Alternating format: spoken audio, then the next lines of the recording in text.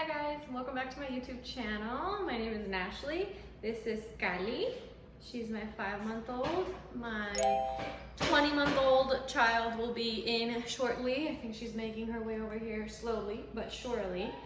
Behind me, I have this mini hallway. This little hallway here is kind of like the entryway into our master. So this is our master door. And this is just like a little nook, and I have been very unsure of what to do here because it's such an awkward little space, and there's also this very long plain wall here. And I have been looking on Pinterest and I kind of ran across this beautiful image. Do you see what I see? I immediately saw this turned into that image. Like, is it not just almost exactly like it? And then not only was it inspiration, but I just loved it. And I've never painted a whole wall black, or not a whole wall, this is like an accent wall. I've never painted a wall black before. So I'm trying to kind of be careful with the blacks that I choose, and I'll take you along with me so that you know how I go about this process. But can you just imagine it? Before it starts to get real crazy up in here, let's jump right in.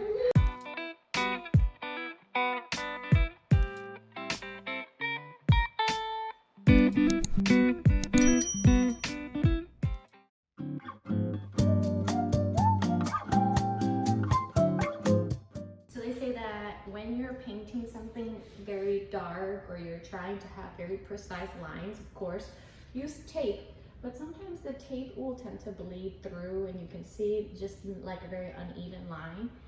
So I've seen many videos and they say that in order to prevent that, you should paint first where the tape line is, the color of your wall, and then go in with your dark color, and it should be a very crisp line when you remove the tape of the darker shade that you're trying to go for. So that's what I'm gonna do here. My color for all of the walls in this house have been White Duck by Sherwin-Williams. So I'm just gonna go in this like little square here and just go in with White Duck and then let it dry, and then we'll go in with our dark color.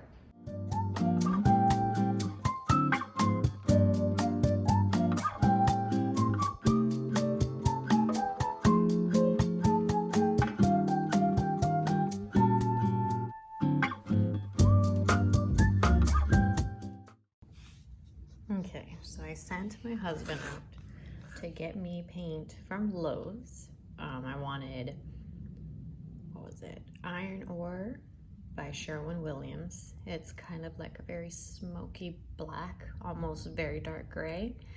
And he goes to Home Depot, gets me Behr paint, but it looks like they were able to color match, because this is the code for Sherwin-Williams. It's for Iron Ore, and then I guess they just matched it, and it actually looks pretty darn close to the actual shade. I think it's actually the shade. So I'm not gonna talk too much, you know what, and I'm going to get painting. So let's check it out. Moment of truth. Oh my gosh, that's such a pretty color. I'm so nervous. Oh my god, that's so pretty.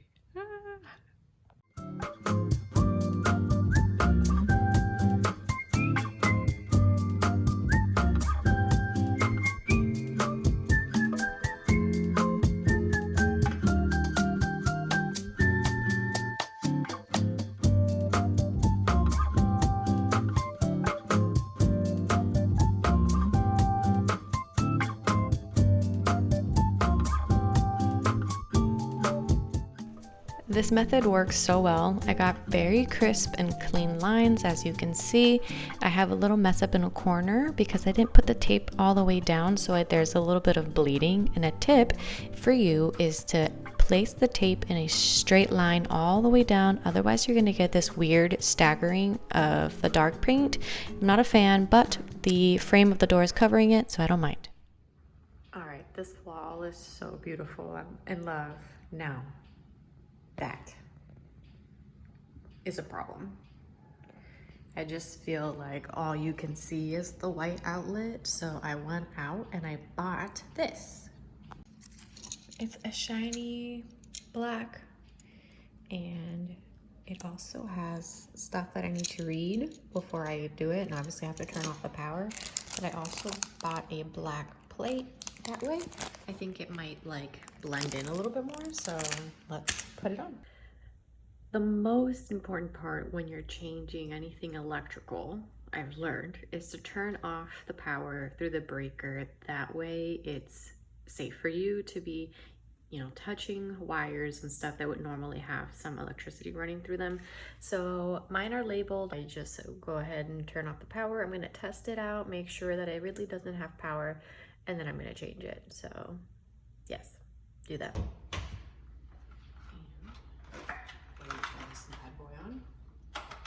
Okay, that is not turning on.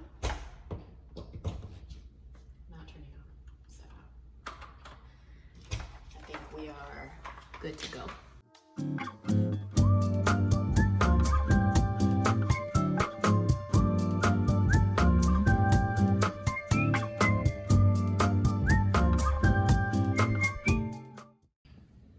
All right, you guys, now you can kind of see it a little bit, obviously, and it's also shiny and not matte like the wall, but it totally blends in. It looks so much better.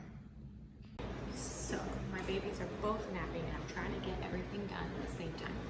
But I got these picture frames from Amazon on the Prime deals, but obviously you can still find them. They were a set of 2. I think you could have done a set of 3 if you really wanted to, but they're this really pretty white oak, and it's got a white, what is this called?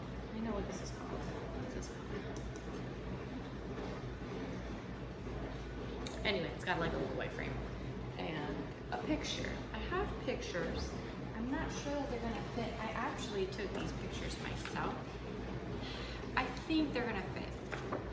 You'll be able to see some parts of it and maybe not others, but I think it'll work. So let's put the pictures inside. I don't have a science when I'm doing this. I just do it, okay? And it's probably not gonna be in the center, but I know this.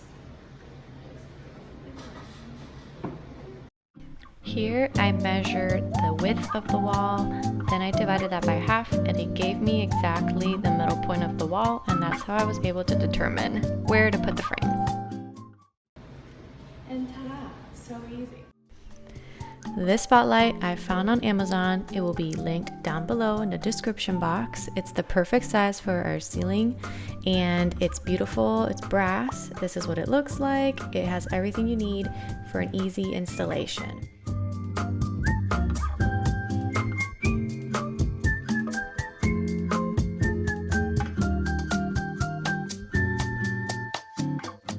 This spotlight is everything this spot needed and more, and I hope you're just as excited for the final reveal. We went from a bland and dull wall to this beautiful focal point of the home. The black wall contrasts the picture frames very nicely. The spotlight just highlights this whole entire piece, and adding the green plant with a basket just added that touch of liveliness. If you enjoyed the video, of course give it a like, subscribe to my YouTube channel, and hit that bell notification so that you're notified when I post a new video. See you in the next one.